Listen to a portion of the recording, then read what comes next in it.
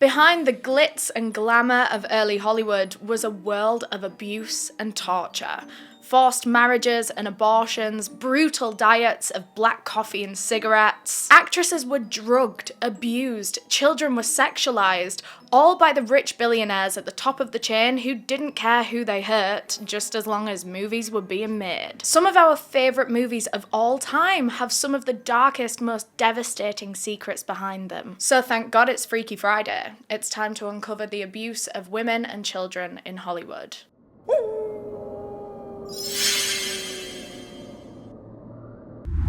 Welcome to Freaky Friday, a brand new series on my channel, something I've wanted to do literally for years, and it's finally here. In this series, you can expect less murders and more deep dives into just other weird, disturbing, freaky real-life stories. For years, I've been so fascinated by all kinds of twisted, freaky, weird phenomena, real-life events, but I've always felt quite limited to only talking about murder cases on my channel.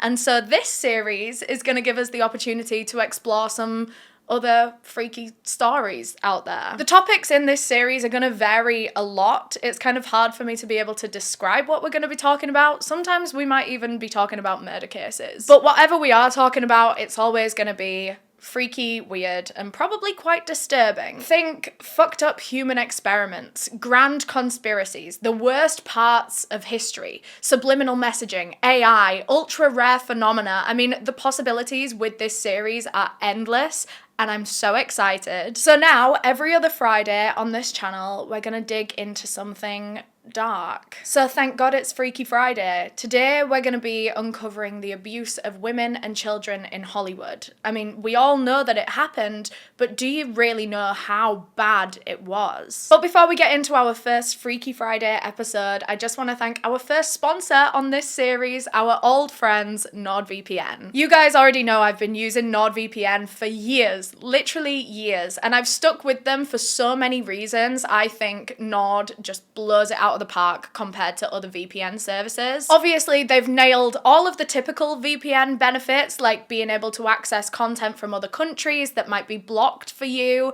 Think like other countries' streaming service selections. I love being able to travel around the world on Netflix. There's, of course, the general protection of hiding your own IP address while you're surfing the web. Oh my God, I just sounded so old. Well, you know, when you're surfing the web, you want to make sure that all of your personal information is kept secret and private. And using a VPN helps to put a barrier between you and all of your precious information and all those horrible people on the other side that might be trying to access it or hack you. But like I said, there's so many reasons that I choose NordVPN over other VPN services. They have a plethora of other benefits. When it comes to setting passwords for things, I used to be guilty of just doing very simple ones, or even sometimes using the same password for multiple different accounts, and oh my God, that is so dangerous. It makes it easy for hackers to be able to guess your passwords if they're simple, and then once they guess it for one account, they've got it for all your accounts if you use the same passwords. It's actually such a nightmare. I can't believe I used to do that. But Nord have so many ways to help you out when it comes to this. So they have their dark web monitor, and with that they can notify you if any of your personal details end up on any like underground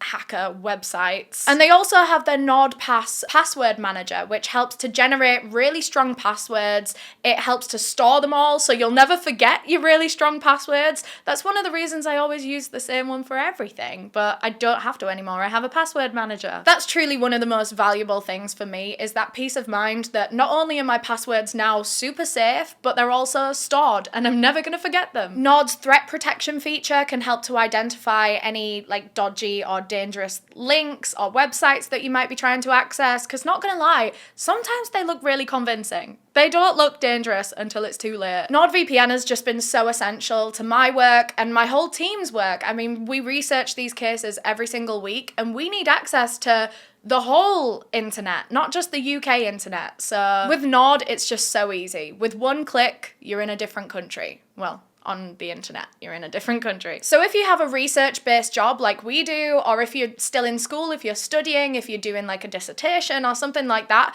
a VPN would be so useful. And NordVPN have an exclusive deal waiting for you guys when you click the link down below in the description. That's nordvpn.com/Eleanor. And it's totally risk-free with NordVPN's 30-day money-back guarantee. So thanks again to NordVPN for sponsoring our first ever Freaky Friday. Today's video will cover some very sensitive topics. I'm always going to warn you of that. And the topics in this video include sexual assault, forced abortions, eating disorders, rape, and suicide. Just a warning that if you don't want to hear about any of that, I would click out of this video now. And the same goes for these videos too. While we make every effort to fact check our sources and make sure that all of the information in this video is correct, no action should be taken in reliance upon the information in this video. All opinions stated in this video are mine and mine alone, and with that being said, let's get into it. The 1920s and 30s were the golden age of cinema. Movie theatres were brand new. They were the big new thing, and so naturally, actors and actresses were just adored by the public. But the women and children starring in these iconic movies were being horrifically abused behind the scenes in almost every single way that you could imagine. It was all rich, powerful men in charge. They owned all the studios, all the companies, all the production, and they absolutely controlled their actresses and even a lot of their actors, especially child actors. They controlled every aspect of their lives. They controlled what they did, what they wore, what they ate, who they saw, who they made friends with, who they had relationships with, when they had children, if they had children at all, if they were even allowed. At the time, there were 5 major studios that were dominating Hollywood throughout this era. They were known as the Big Five. Pretty much all of them are still in action now, and you will have heard of them. Those are 20th Century Fox, Warner Brothers, Paramount Pictures, and MGM, which I didn't recognize when I first heard it, but that's the lion one. You know the lion one? Come on, the lion one. There's only one of the big 5 that like flopped and fell off. It was called RKO. They ceased operations in the 60s, but clearly all the other 4 are still going strong. And all of these studios ran like clockwork, churning out blockbuster after blockbuster, raking in multi-millions, now billions every single year. Their male actors were very charismatic, very traditionally masculine. They were supposed to be like every woman's dream man. And they were treated like kings. They were celebrated even by the studios. They were so loved. But for the women, it was a different story. The women were presented as these glamorous sex icons. It was all beautiful gowns, red lipstick. Sometimes they were made to be like overtly sexual. They were a sex icon. But other times, they were made to be a lot more like demure. They were supposed to be an ingenue. An innocent, virgin stereotype, doesn't know she's beautiful kind of girl. The studios generally decided which category their female actresses were going to fall into. They either made them a sex icon or a wife, you know? And once that was decided, the studio would change everything about these women. Their dress style, they would dye their hair, they would make them make friends with different people, go to different places that kind of fit in with their new persona. Both on and off screen, the studios would determine who these women were. They gave them a whole new personality. The studios would generally decide how they could make these women appeal to a larger audience, mainly to a male audience. Well, and to women too, I guess, because there was always the thing of like, they wanted men to want them and women to want to be them. The world of showbiz was so shiny and new and exciting, but behind the scenes, it was so dark already. Legendary starlets were being subjected to heinous abuse while making some of the most iconic movies, performances, and music of all time. All that stuff that we still love and celebrate and talk about to this day. Actresses were constantly sexually harassed by studio executives. In fact, MGM's co-founder, a man named Louis B. Mayer, he was one of the most infamous for this, one of the worst. He was known to literally chase actresses around his desk until they gave in and slept with him for these different roles and these different opportunities. And he literally had pictures of his wife on that same desk. But these men were just so shameless and no one ever went against them that they didn't worry about being caught out. They felt entirely invincible. And I mean, they kind of were at this point in time. They were the top men at the top of these huge, huge companies. Who's going to go against them? No one. Anyone that talked out against these men would probably lose their jobs, get a salary cut, they'd be blacklisted.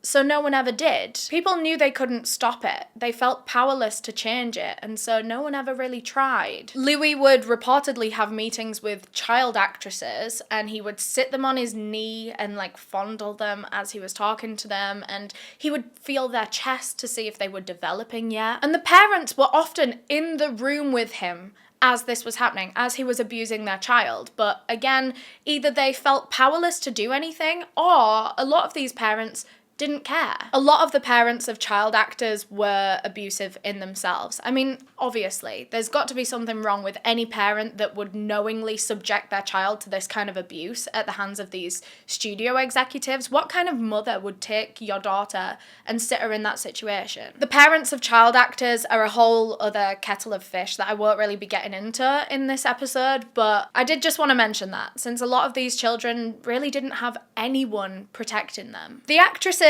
and the child stars that the studios liked would be locked into very long, very strict contracts, and they had to do pretty much anything that the studios told them to do. Once they were in these contracts, they were practically impossible to get out of, and like I said, they were really, really long. The standard length of contract was 7 years back then, and especially for child actors, that's insane. And it really wouldn't take long, once these women and children were in these contracts, it wouldn't take long for them to realise that it was absolute hell and they wanted out, but then they were stuck for 7 whole years. But as shitty as these contracts were, a lot of the time they did actually protect the actresses to a degree, because without these contracts, they could be abused in so many other ways by the men in charge. If they legally weren't tied into any kind of contract with the studio, then sometimes they would just be used like strippers or like hostesses. They'd be hired to just stand around and look hot, and maybe serve a drink to men every now and again, have a flirt with them. They'd be invited to networking parties where they would literally just be treated like objects. The networking wasn't for the girls, it was for the big men in charge. The girls were just there for entertainment. A dancer named Patricia Douglas has told a lot of stories about these parties that she went to. She moved to Hollywood when she was just 20 years old. She was all bright-eyed and bushy-tailed, hoping to make it as a performer. And one day, she saw an advert for an MGM movie, for a Wild West movie. So she jumped at the chance to audition, and she got the part. Along with 120 other women, she was going to be dancing on this Wild Western movie. Patricia was absolutely buzzing, but these girls had no idea what they'd just signed up for. It wasn't the movie that it said it was. Well, it wasn't even a movie at all. The studio gave all of the girls these skimpy little cowgirl outfits to get changed into, and then they took them out to a remote ranch set that when they got there, it was a great big banquet hall. Nothing like you would see in a Wild Western. When the girls got there, things were still being set up, but not the things that you would imagine. There were no big lights and cameras. In fact, it was a bar being set up and a whole orchestra. And it was then that it dawned on them that they wouldn't be filming anything today. They had been tricked. Suddenly, there were about 100 men in suits, these big businessmen, scattered throughout the banquet hall, trying to talk to these girls. They were drinking, they were dancing. It was a party. It wasn't a movie shoot. The men got progressively worse throughout the night as they got more drunk. They would try to grope the girls, force them to drink, and they would even verbally abuse them if they tried to turn the men down. During the party, an MGM executive took a particular liking to Patricia. His name was David Ross. Patricia has described him as slimy, with eyes that bulged like a frog. And he didn't leave Patricia alone all night. He was following her everywhere, even to the bathroom. When she went to the bathroom, literally to try and get away from this man, he just hovered outside and waited for her. David had spent the night trying to get Patricia to have a drink with him, but Patricia didn't drink. She never had, she didn't enjoy it. Even when she was with her own friends and stuff, she wasn't a drinker. So she'd kept turning him down. But he wasn't taking no for an answer. When Patricia came out of the bathroom, David Ross and one of his friends pinned her down and poured a whole glass of scotch down her throat. Patricia tried to fight back, but they just laughed at her. Torturing, spiking a woman was just a game to them. When they let her go, she jumped up and ran straight back into the bathroom and actually threw the whole thing back up, and then she decided she was going to try to escape this party. But when she got outside of the building, she started looking for a bus stop, hoping there might be like a night bus going, and that was when she heard shouting behind her. She turned around, and it was David Ross. He had followed her out of the party. He chased her down, grabbed hold of her, and dragged her into the back of a nearby car. We don't even know if it was his own car, but he dragged her into the back of a car. He pinned her down, and Patricia almost passed out in that moment, be it from fear, from shock, or the alcohol that her body had just had a horrific reaction to. But as her eyes started to close, David slapped her around the face and said, "I want you awake." He then proceeded to rape her in the back of this car. Patricia was screaming throughout the whole thing, but no one heard her. No one came to rescue her. When David let her go, Patricia ran out of the car. Well, staggered. She had a limp on. I think he had beaten her in that car because she was limping. She had a big, like, swollen area on her face. She cried out to a parking attendant who was on the other side of the parking lot, and he looked over and he saw this woman staggering towards him. And then he also saw David Ross running from the car back into the party behind her. The parking attendant took Trisha to his bosses to see if they could help her, and they ordered for her to be rushed to the nearest hospital, private hospital, to be checked over. But what Patricia didn't know was that all of these people that seemed like they were trying to help her, they were actually hired by MGM, the studio that had hired David Ross. They were all on his side. The parking attendant was hired by MGM to guard the event. The bosses were MGM. The ambulance that took her to the hospital, the doctor at the hospital was all licensed by MGM. MGM and all the other studios hired a lot of private doctors and medical professionals for a bunch of different reasons. They could provide secret abortions or treat STIs or just generally perform any kind of procedures that the studios or the stars might want to keep secret. These privately hired medical staff would often be open to shady practices like losing medical records or filling out false reports or just generally keeping confidentiality on some dark, often illegal secrets. So that night, when Patricia was rushed to hospital, she was given a rape examination that was actually designed to remove all of the evidence of rape that had just occurred. The test wasn't for her benefit. It wasn't to get her justice. It was to shut this down. After the test was finished, the doctors turned to Patricia and said they didn't find any evidence of rape, and in fact, they said they knew she was a virgin and that she was just wasting their time. Patricia's story is just heart-wrenching on so many different levels. She was spiked, stalked, raped, and then gaslit by medical professionals and just brushed off like she didn't matter, told that she was lying about her trauma. 2 days later, she went back into MGM offices to try to get some justice for what had happened to her, but they didn't care, not even a little bit. Patricia was just handed a check for $7. That was her paycheck for working the party, and she was told to be on her way. But she wasn't willing to back down, though. She wanted justice, and she didn't want this to ever happen to any other young women. She knew that fighting back against this would be detrimental to her career. It might even have her blacklisted forever. She might never work again in the entertainment industry. But she didn't care. She wanted justice for herself and for all the other girls that were still going through that kind of shit at every party. But when she tried to sue MGM, they created a vile smear campaign against her. They got some of the other girls from the party to give like a bit of a witness testimony. One of the dancers said that the party was a jolly affair with lots of good, clean fun. And another one of the dancers tried to attack Patricia's character, saying that she was just a drunk and she was just unhinged and flirting with men all night at that party. Which she wasn't. She didn't drink. But MGM had practically strong-armed these other two girls, well, at least two. I don't know how many they got to give witness statements, but they'd practically strong-armed them into giving these, dare I say, false reports. What I believe to be false reports in court, just to make Patricia look bad and to make her look unreliable. These girls didn't want to go against Patricia. They didn't want to give these statements in court, but they felt like they had to, otherwise they would be blacklisted too, and they were doing it for the sake of their careers. It was so hard for women to be able to speak up about anything. And I mean, it still is to this day, but it's getting so much easier, you know, with the Me Too movement and everything. But back then, if they dared to say anything, they would end up like Patricia, silenced and completely cast out of the industry, never to work again. Studios were so concerned with their image. That was the most important thing to them overall, which is why they couldn't have cases like this being a thing, which is why they had to silence women.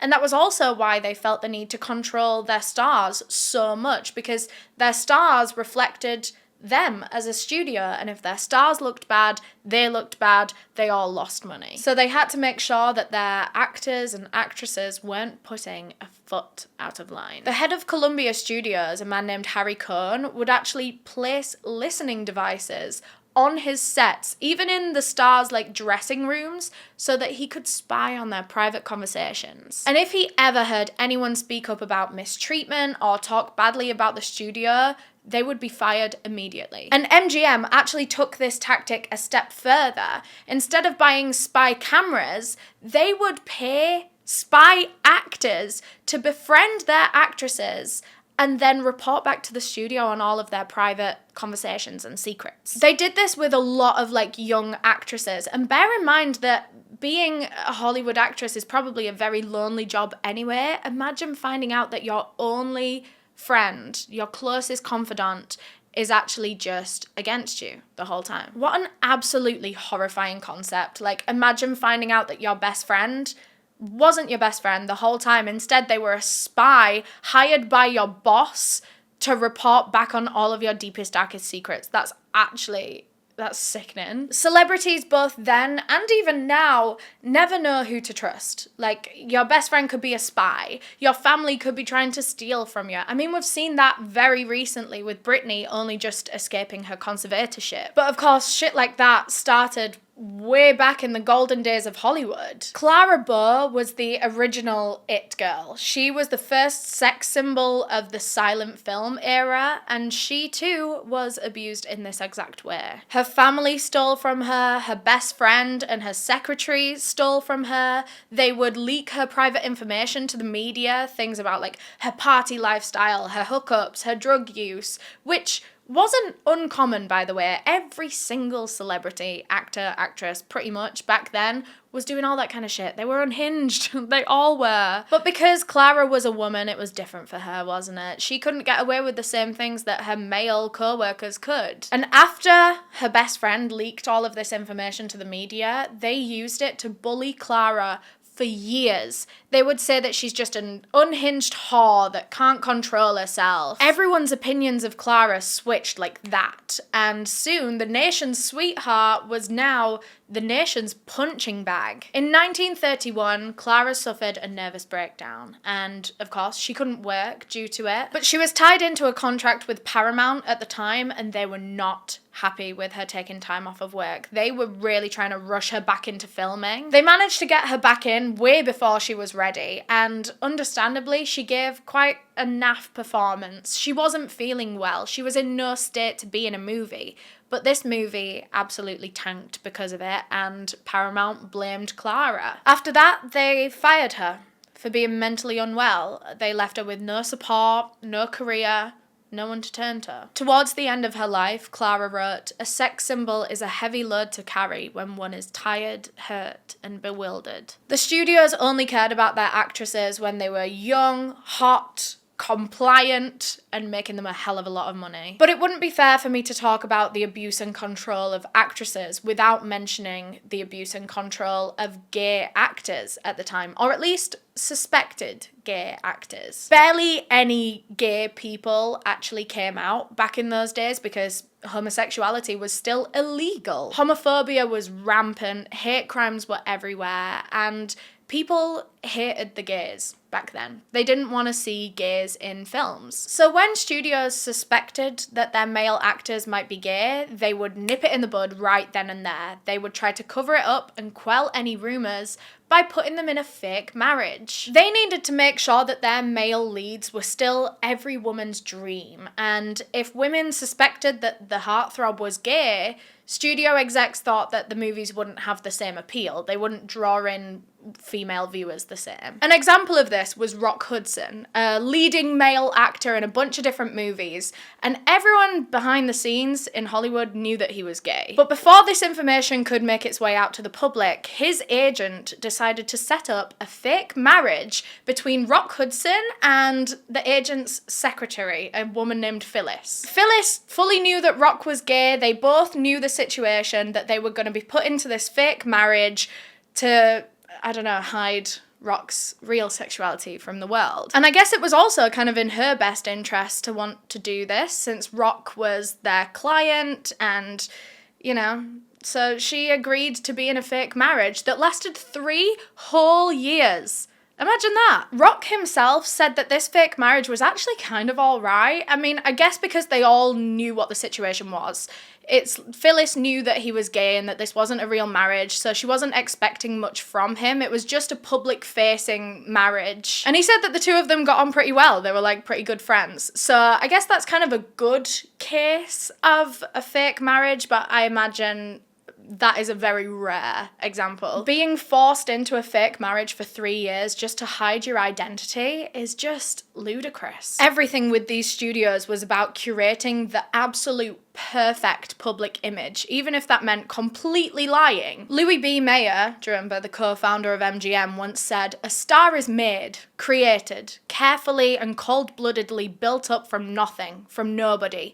All I ever looked for was a face." And that was true. All they really needed was a good-looking person, and they'd create the rest. They'd give them a fake name, fake personality, fake relationships, fake everything, fake life. These performers just completely surrendered all of their autonomy and just allowed the studios to recreate their whole being just for the chance at being famous. Actress Rita Hayworth was one of the top stars of the 1940s, but her name wasn't actually Rita Hayworth. She was born Margarita Cancino. Her father was Spanish, her mother was Irish American, but the studios that were managing her wanted to make Margarita Cancino an all-American beauty. Harry Cohn from Columbia said that Rita, or Margarita, was too Mediterranean and her name was too Spanish for her to be cast in anything other than exotic roles. So they gave her a more American-sounding name, Rita Hayworth. Hayworth was actually her mother's maiden name. It came from her Irish roots, and so they thought that would be really good. But they didn't even stop at her name. They were going to change her looks. They wanted to get rid of her Spanish features and make her look more American. So Rita was put through 2 years of very painful electrolysis treatments on her hairline to make her hair less dark, bring her hairline back a bit. Those were traits that she'd inherited from her Spanish father, but the studios wanted to get rid of all traces of her ethnicity, and they dyed her beautiful, thick, dark hair like a light, reddy, gingery colour. The studio completely manufactured Rita Hayworth, this new American woman from Margarita Cancino, who was Spanish and Irish American. But this actually wasn't the first time that things had been changed about Rita to be able to appeal to more audiences. When she was very young, her Spanishness was actually her selling point. She came from a stage family. Her parents and all of her sisters were performers as well, and when they were very young, her and her sisters used to be named the Dancing Cancinos, and they would sing and dance to very traditional, like, Spanish songs. And literally from the age of 5, Margarita had, like, naturally brown hair, but they dyed it quite dark black to make her seem more mature and give her a more Latin appearance, apparently. It's like Rita was never good enough. In her natural state, she wasn't Latin enough, so they made her more Latin appearing, and then she was too exotic, so then they had to make her seem more American. Like, she could never just be Margarita Cancino. The poor girl was just messed with and changed and remodeled right from the age of 5. Like, I bet she never even got a chance to develop any kind of, like, sense of identity or personal expression. This was just so horribly common back then. A lot of the actresses that we know and love were told to be anything but their real selves. For example, Joan Crawford. I'm sure you've heard of her. Well, her name isn't actually Joan Crawford. It was Lucille Lesueur. Lesueur? I'm not entirely sure, that sounds French. Joan had been performing for a while under her real name and she wasn't seeing much success. And that was when someone from MGM suggested that it was probably because her name, Le Sueur, reminded people of a sewer. It had to change, whether Lucille liked it or not, and so she became Joan Crawford. And she actually hated the name Crawford because to her it reminded her of crawfish, and she thought it was ugly. But she had to live under that name for the rest of her life. And she did. Anything that the studio execs didn't consider absolutely perfect had to be changed, which actually led to them implementing a specific morality clause into the actresses' contracts. These clauses forbid anything that would bring the studios public hatred, contempt, scorn, or ridicule, or anything that would outrage public morals or decency. Basically, anything that would bring shame on an actress would bring shame on the studio, so the studios would put these clauses in to say, behave how we tell you to behave well, and then we won't have a problem. Having these clauses in place meant that the studios were legally allowed to control practically every aspect of these actresses' lives. The clauses covered everything from like excessive partying and drinking. The women had to be home for a certain time every night because staying out late makes you look messy and unhinged. And one of the biggest things that these morality clauses affected were the actresses' sex lives and their romantic lives, who they saw, when they saw them, if they had children, if they were allowed to even have sex. The women couldn't publicly be seen with just anyone because once a man is associated with an actress and that actress is associated with a studio, you know, they even controlled that. So the women couldn't have any relationships that the studios hadn't prior approved, and God forbid they had an accidental pregnancy. That would have been one of the worst things for the studios back then. It's actually pathetic how much outrage it would cause back then if a woman fell pregnant out of wedlock or just, you know, fell accidentally pregnant, but it would. People would lose their minds and they would start to hate these stars. I don't know for what reason, as if her pregnancy has anything to do with you or the movie that you're watching, but that was how it was. So that is one of the main reasons why these studios would have doctors on their payrolls, like I said, to do all these secret abortions and procedures that then wouldn't have to get leaked to the media. If an actress refused to undergo one of these secret forced abortions, she would more often than not just be dropped from the studio completely. Her career would be over because studios wouldn't want her on their roster. Or at the very least, if she wasn't sacked or dropped by the studio, at the very least, she wouldn't really get any roles anymore. Her pay would be drastically cut to punish her for not following the morality clause in her contract. And it's especially crazy when you remember that abortion was illegal in America until 1973. So these studios would literally rather break the law than let their actresses have autonomy over their bodies and over their lives. Not that they would ever get in trouble with the law anyway. I guess back then, especially rich people had ways of getting out of things, didn't they? So I guess they weren't worried. Jean Harlow was another actress that they did this to. She was given her first secret abortion at the age of 18, and it was actually her own mother that sent her off for it, saying, "A child can wait, her career cannot." Jean Harlow often played like bombshell bad girl roles back then. She was very much catering to the male gaze. She was supposed to be every man's dream woman, which meant that she was under even more strict rules about her relationships and her sex life. She wasn't allowed to marry even off screen. Like, she wasn't allowed to have relationships like that because MGM said that a wife couldn't be a bombshell. Jean died very young at just 26 years old, and over her very short career, MGM had arranged for her several secret forced abortions. They would tell the public that she was ill or she had to go into hospital to have, you know, like a minor operation, her appendix removed or something. In fact, that was kind of common code back then for secret abortion, was medical procedure. An actress would go away for a week or two and then she'd come back and be healed. I guess they still use that now, don't they? Like, celebrities will be like, oh, I'm really ill, and then 3 weeks later they'll come back with a new BBL, or like a new face, I don't know. In 1931, Joan Crawford fell pregnant with what she believed to be Clark Gable's baby. Now, the problem was that Joan was married, but not to Clark Gable. She confided this in MGM. She said that she was worried that she might be pregnant from this affair that she'd had, and it was in MGM's best interest to take care of this both for Joan and for Clark. So they got her another secret abortion, and when she came out of it, she went home to her husband and said that she had miscarried the baby after like tripping over on set. Of course, her husband had no idea that it was Clark Gable's baby, or could have been Clark Gable's baby. Why would he? This is his wife. He's married to her. Of course he would think it's his baby. I found that crazy, by the way, to find out that Joan Crawford and Clark Gable were having a secret on-again, off-again affair for like years. But yeah, abortions were just used like birth control for actresses back then, but not really out of their own choice. In fact, it very rarely felt like they had a choice. So now that we've discussed the abuse of grown actresses in Hollywood, let's talk about the child stars who had even less autonomy over their own lives. For them, if something wasn't controlled by the studios and by the big people in charge,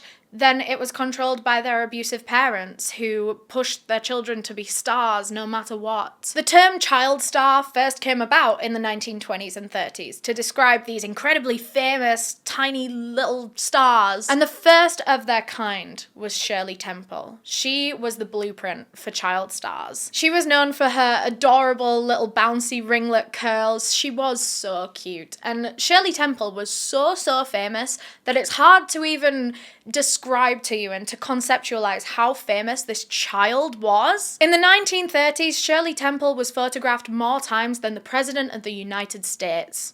I think it was Roosevelt at the time. She was the #1 box office star for years on end before she'd even turned 10 years old. At the peak of her fame, Shirley Temple merch was everywhere. There were dolls of her, there were dresses, there was china, you know, like her face printed on plates and mugs, notebooks, soap, absolutely anything, you name it, and there was a Shirley Temple version of it. And of course, the non-alcoholic cocktail, Shirley Temple, it's like ginger ale and grenadine. It's actually really yum. I used to be a bit addicted to those when I was young. Shirley was just everywhere.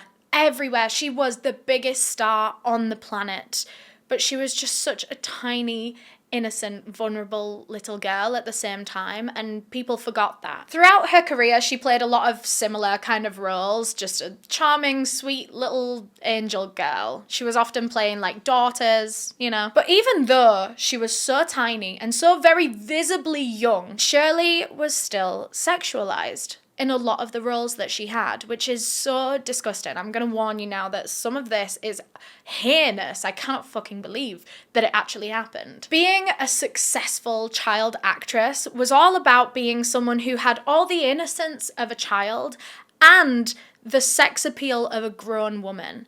It's actually disgusting how these studio execs' minds worked when they were creating child stars. When she was only 3 years old, she was cast in a movie called Baby Burlesques. And in this movie, she was ordered to strip down to her pants and to dance provocatively and wink and smile at the camera and shimmy, and a 3-year-old girl. And it gets worse. It gets so much worse. At the age of 5, she played a professional seductress that they dressed in black lingerie at 5 years old. This was in a movie called Politics in Washington. I'd never heard of it, and I'm not surprised. That movie should be buried and never dug up again. What do you mean you put a 5-year-old in lingerie? At the time, so many people considered it normal that Shirley Temple was being like fondled and groped on screen by old men because she was Shirley Temple. It was like people didn't see her as a child anymore. They saw her as a star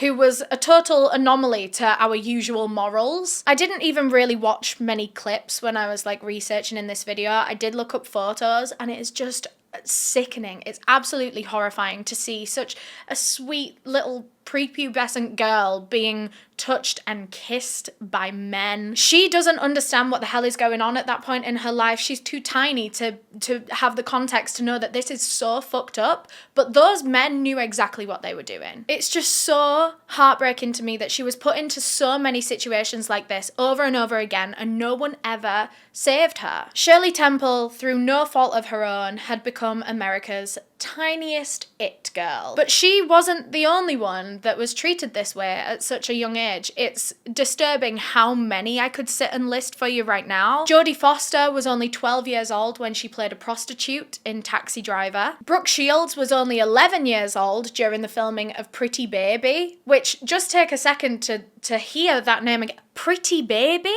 That's so gross in itself, but wait till you hear the concept of the movie. It was about a 12-year-old girl who was being raised in a brothel in the red light district of New Orleans. And Brooke was that 12-year-old girl in the movie. She was made to appear naked twice.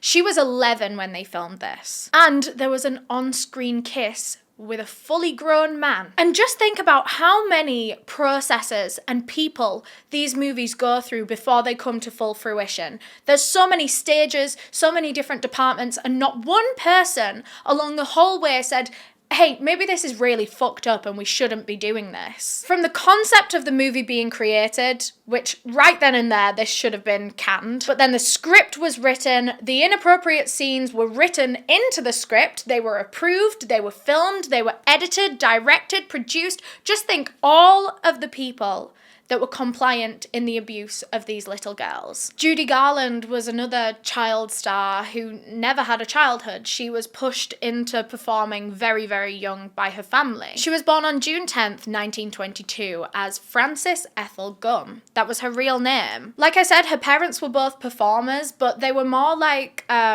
circus acts. They were like traveling performers, and there was a whole show that they traveled with like comedians, acrobats, singers, dancers, everyone. It was just like a variety show. And so when Judy Garland's parents had all their children and they started to grow up, they got their kids involved in their performing. Judy's first stage performance was when she was just 2.5 years old. I believe she was singing alongside her sisters. Judy's mother was very, very pushy. She wanted her children to be stars, not just performers like her and her husband. She wanted them to be global stars. So when Judy was just 4 years old, her mother moved the whole family out to California to make it happen. Very quickly, the Gum sisters started to get a bit of flack for their name. People thought that Gum sounded ugly. And it was suggested that they should change it to Garland, which is a lot more of a, delicate, beautiful name. It reminds you of flowers, Garland. Her first name was changed from Frances to Judy because there was a very popular song at the time called Judy by Hoagie Carmichael. Never heard of it, but that was where Judy Garland came from, not even close to her real name. But her mother was very pleased with this rebrand. She thought that Judy Garland sounded far more like a star than Frances Gum ever did. And Judy was going to bring the family great fame and fortune if her mother had anything to do with it. Judy once said, "I don't associate Frances Gum with me. She's a girl I can read about the way that other people do. I, Judy Garland, was born when I was 12 years old." Because from that point, when her mother started to model her image and started to change things about her, Frances lost all her autonomy. She became this character of Judy Garland that her mother wanted her to be. And her mum was just so controlling and abusive of Judy. She made her work insane hours. And when Judy started to get actually so exhausted by working so many hours, her mother put her on a cocktail of drugs to keep her going. From the age of 10, Judy was given amphetamines in the morning, which are stimulant drugs to keep her awake and alert, keep her working so that she could act and dance and sing until her absolute breaking point. And then each night she would be fed sleeping pills to combat the effects of the stimulants so that she could finally get some sleep. Giving a child such a dangerous combination of drugs just so that they can keep working, just so that they can make you money, is genuinely some of the worst abuse I've ever heard. And it was so normalized in Hollywood, or at least normalized with child stars. Everyone knew that they were being drugged and being forced to work these insane hours, but no one cared because it made everyone money. The effects of using both of these type of pills together, uppers and downers, can cause irregular heart rate, heart failure, and even death. But Judy's mother didn't care. When Judy was 13 years old, she was signed on the spot by MGM's Louis B. Mayer. He heard her sing and he thought she was an immediate star. And she really did have such a beautiful voice. Everyone said that it was so beyond her years. It was so big and rich. People said that she sounded like a heartbroken woman 3 times her age. She was different. There was something so different about Judy Garland compared to other child stars. She really had something new. The MGM contract that she was signed into was the typical 7 years, and she would be forced to play whatever roles they wanted her to play throughout those 7 years. But she didn't really mind. Well, her family didn't really mind. Because this was job security. This was something that her parents never had. Her parents were always worrying about when they were going to do their next show and stuff like that. But now they didn't have to worry. Judy was going to be bringing in some consistent money. She was making about $100 a week back then. I'm not entirely sure what that is in today's money, but a decent amount back then, I guess. Especially because this was during the Great Depression when unemployment was at an all-time high. So having this guaranteed $100 a month, $100 a week was really good for the family. But after signing the contract, things very quickly started to go wrong for Judy and her whole family. Her father passed away and she was left in the sole care of her abusive mother. Judy called her mother the real Wicked Witch of the West because she would overwork her and drug her and be on her back about everything all the time. She would have her daughter working on like 2 or 3 movies at the same time. Judy Garland's average day when she was a kid was 3 hours of early morning school, followed by singing rehearsals and then filming on whatever movie she was on at the time. And sometimes she'd be filming up until like 5 a.m. And then she'd get, like 2 hours sleep until she had to be up for schooling again. She was totally dependent on the pills that her mother would feed her to be able to work this way. And by the age of 15, Judy Garland was addicted. By the time she was 23 years old, she'd already had 3 major nervous breakdowns. And honestly, that is not surprising, the way that she was treated.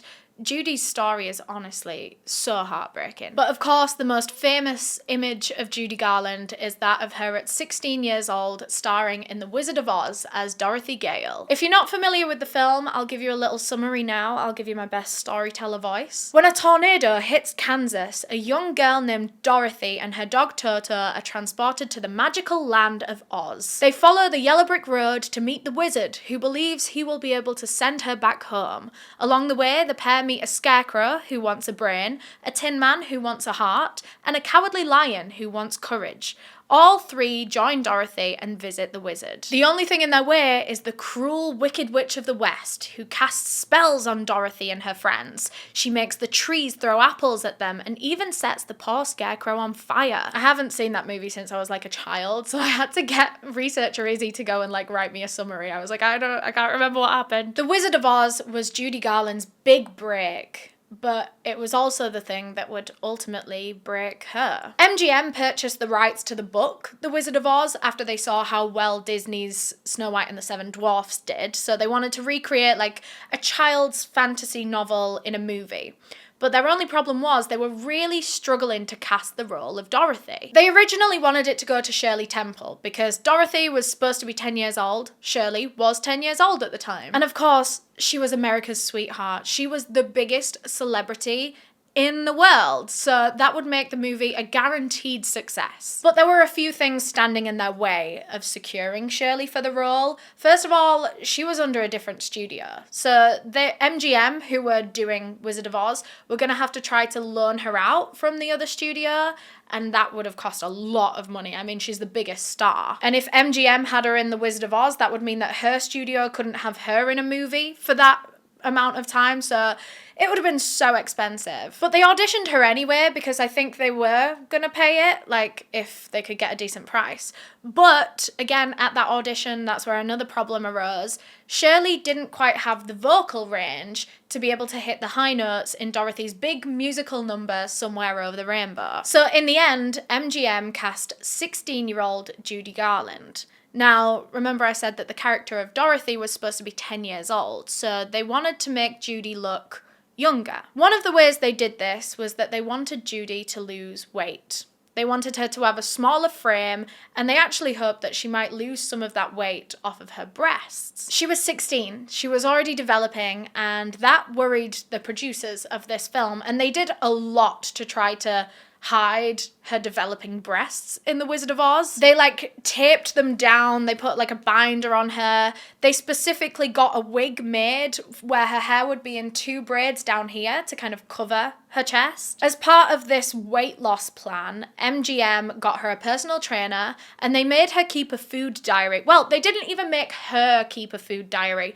Everyone else was keeping a diary of what Judy was allowed to eat. And they would actually take her food away from her once they thought that she had consumed enough calories for one meal. And it was never enough. It wasn't actually enough for a growing girl to function. Her diet at the time consisted mainly of chicken soup, black coffee, diet pills, and amphetamines, of course. She also became addicted to smoking cigarettes to curb her appetite, and while filming The Wizard of Oz, she would smoke upwards of 80 cigarettes a day. A teenage girl. And of course, Judy Garland hated every second of this abuse and of being an actress. This wasn't her dream. This wasn't what she wanted to do. It was what her mother had pushed her to do. She had no choice. Absolutely no one was looking out for this poor girl. Not her family, not the studios, not even the doctors, because they were hired by the studios and it was in their best interest to be making more movies. Often, Judy would become so starving that she would try to sneak food away and eat it whenever she was alone, but often the studio would find out about this and they would bully her for it, calling her a fat little pig with pigtails. Judy said, "From the time I was 13, there was a constant struggle between MGM and me, whether or not to eat, how much to eat, what to eat. I remember this more vividly than anything else about my childhood." Any of her contact with other children her age was very limited because the studio didn't want her to get distracted. They wanted her to be focused on filming at all times. And aside from the weight loss, they changed Judy's appearance in so many other ways for her to play Dorothy Gale. They put rubber caps on her teeth because they thought some of her teeth were too crooked or too yellow. They even put these little discs up her nostrils that would change the shape of her nose. At this point, it's not even Judy Garland, it's a caricature. Judy was just treated like an object throughout the filming of that movie. Not one person there treated her like an actual human being with feelings and emotions. There was one day on set where 16-year-old Judy saw the guy that played the Cowardly Lion in all of his makeup for the first time, and she just burst out laughing. She found it really funny. But the director, Victor Fleming, was not impressed. He slapped Judy round the face and said, "Now, darling, this is serious," and then ordered her to get back to work. Slapped her around the face for giggling at a man in really stupid makeup. Not gonna lie, looking back at The Wizard of Oz, those costumes and that makeup was insane. I would laugh too. Slapped her around the face. Throughout the filming of The Wizard of Oz, Judy was never allowed any time off as a rule, but on the odd occasions where she was genuinely too sick to work or she had to go to hospital or something, those lost filming days would come out of her paycheck. A paycheck that was actually insultingly small, considering how much work she put into this, how much abuse she endured, and how essential she was to this movie. She was the main character, yet she was getting paid one of the lowest paychecks out of all of the actors. Judy was getting about $500 per week, which is $9,000 in today's money. And I know $9,000 a week is an insane amount, but the male actors working alongside her that were in the movie for less time, the Scarecrow got $3,000 a week in old-timey money. Today, that is $54,000 a week. And Judy was getting $9,000. And she was enduring so much torture, abuse. She was being drugged, slapped, exhausted every single day, pushed to her absolute limits. And also, she was the star of the damn movie. and she is getting a fraction of what her male co-stars are getting. The Wizard of Oz production, just in general, outside of the abuse of Judy Garland, was problematic in so many other ways. They put so many of their staff, crew, actors in physical danger. They put their lives in danger. In the days before CGI, film crews had to create absolutely everything themselves. So that's sound effects, visual effects, even things like snow had to be simulated. So when they made snow for The Wizard of Oz, they went out looking for a material that was as light and white and fluffy and would fall nicely, and they couldn't really find anything. That was until they came across chrysotile asbestos, which is an incredibly dangerous substance to be exposed to. It could literally cause lung cancer, and the studio knew just how dangerous it was, but that was the closest thing that they could find to snow. It was going to look so good in the movie.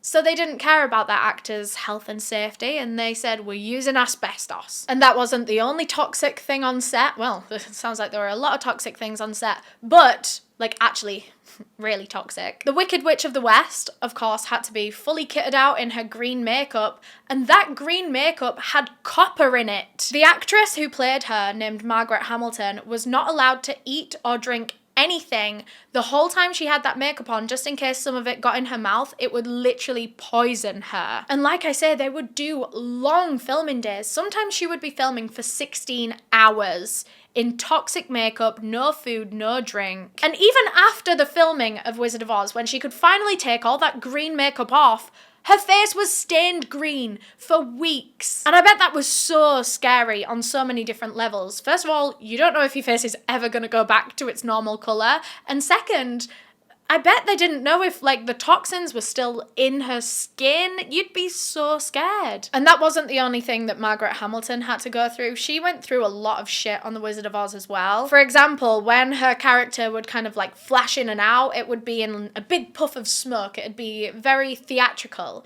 But like I said before, in the days before CGI, they had to create that puff of smoke themselves. And to do so, they would literally start a fire at her feet so that the smoke would go like this in front of her. How fucking dangerous. But one day, the special effects guys went too early with this fire, and Margaret didn't get a chance to exit the set before her broom caught fire, and it spread to her whole outfit. The whole thing was flammable. Her hat was completely engulfed in flames, and so much of her face and her hands were just covered in such severe burns. She lost, like, all of her eyelashes on her eyes. And even after this, the studio didn't do anything to help her. They didn't take her to hospital. They didn't take her to see a doctor. Absolutely nothing. One of Margaret's friends had to come down to the studio to pick her up and take her to the hospital after she had just been set on fire at her workplace. And the next day, producers had the nerve to call up Margaret in hospital and ask her when they can expect her back for more filming. Her injuries were so bad that she was going to have to be off of work for at least 6 weeks to recover,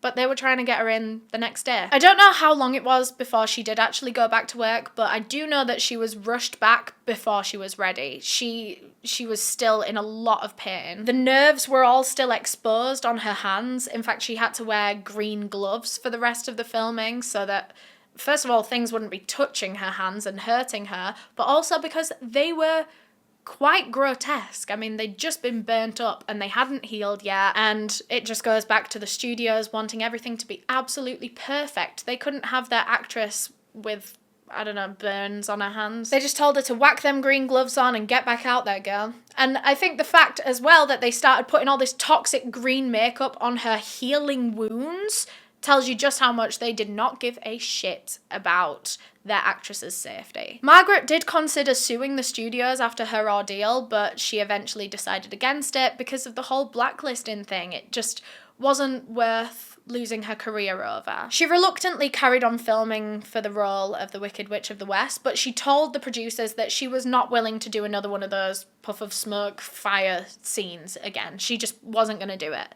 So they decided to get in a stunt double for those ones. And would you believe the exact same thing happened for a second time? Betty Danko was the stunt double in question, and when she was set alight by these special effects, she had to spend 11 days in hospital recovering from severe burns all over her body. And Betty was compensated just $35 for this traumatic day, which is about $630 in today's money. Could you imagine that being your compensation for nearly being killed by your employer? In the end, The Wizard of Oz was such a huge hit. It's one of the greatest movies of all time by a lot of people's standards, but there was just so much pain and abuse and torture behind the scenes. Judy Garland will forever be remembered as that sweet little Dorothy Gale. But playing that role completely shattered her mental health at the young age of 16, and she never recovered. Her third husband said that Judy tried to take her own life at least 20 times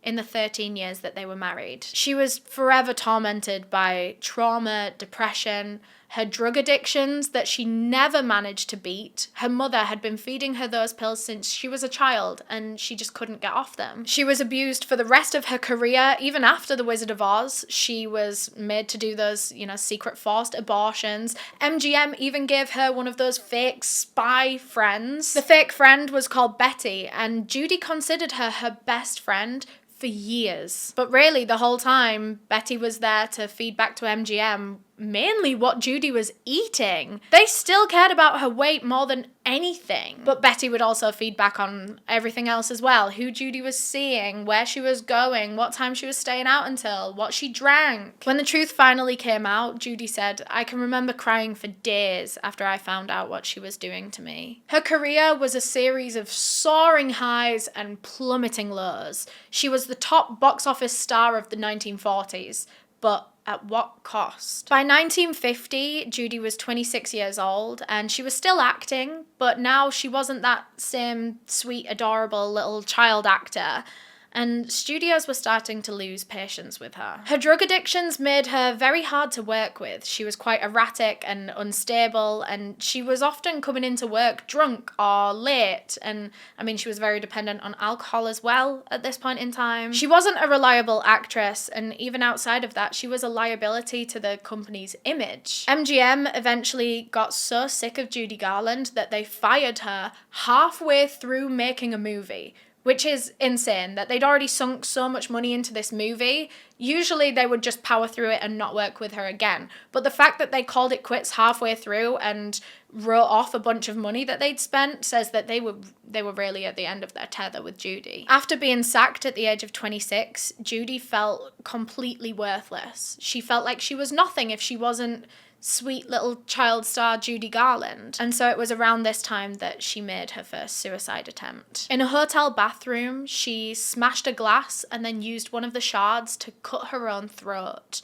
And luckily, her husband was in the bedroom next door. He rushed in and saved her, took her to hospital, and she was fine. She recovered. But like I say, she was never happy again. She went on to try to kill herself so many times, and it's just so heartbreaking to hear that she never had a shot at happiness, ever. She said, "All I wanted to do was eat and hide. I lost all my self-confidence for 10 years. I suffered agonies of stage fright. People had to literally push me onto the stage." As she said in that quote, she ended up going on to more stage production roles rather than like movie sets. But the thing with live performance is it's harder to get away with a lot of things. Like I said, she was showing up late to productions, she was showing up drunk, she would go up on stage and slur her words, forget her lines, and when it's live, you can't fix mistakes like that. Judy would often get booed off the stage. Sometimes she would go missing during the intervals and they wouldn't be able to find her, so they couldn't do